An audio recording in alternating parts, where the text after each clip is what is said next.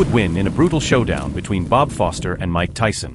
Could Foster's precise jabs and legendary knockout power really stand up against Tyson's ferocious aggression and explosive punches?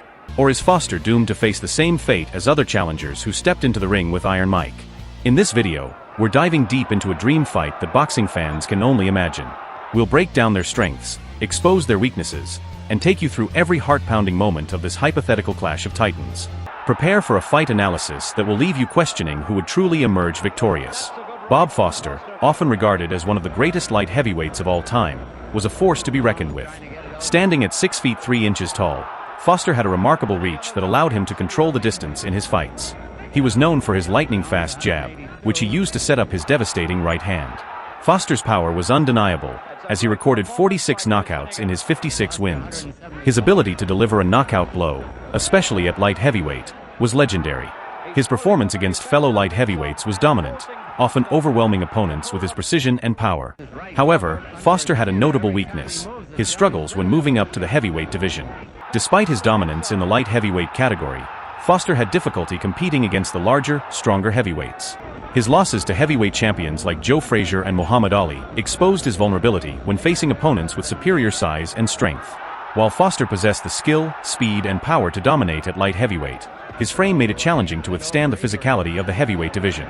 On the other side of the ring stands Iron Mike Tyson, a man who needs no introduction. Tyson's meteoric rise in the 1980s was marked by his incredible knockout power and relentless aggression. Standing at 5 feet 10 inches, Tyson was shorter than most heavyweights, but his compact frame allowed him to generate explosive power. His peekaboo style, honed under the tutelage of Cus D'Amato, made him a defensive wizard who could slip punches and counter with brutal combinations. Tyson's speed, coupled with his ability to close the distance quickly, made him one of the most feared fighters in history. Tyson's strengths were obvious: his ability to overwhelm opponents with his power and aggression, his speed, and his relentless pursuit of the knockout.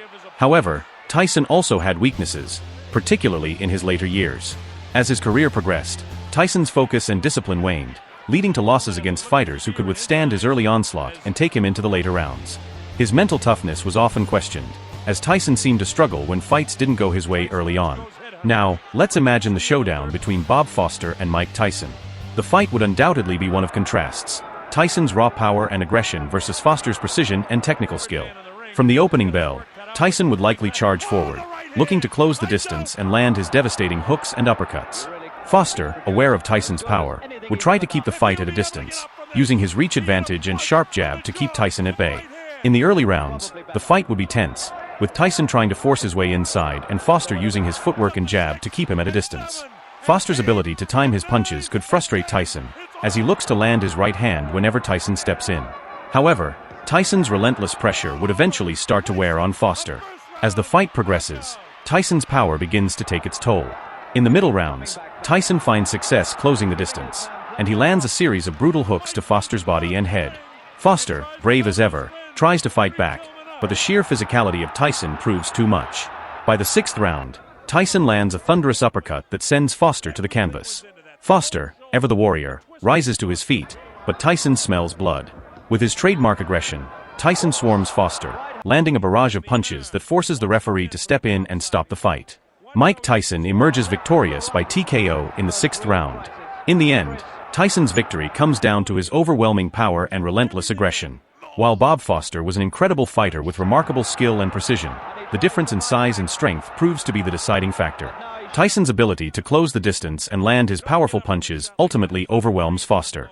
Despite Foster's best efforts, the physicality of Tyson at heavyweight is too much to overcome.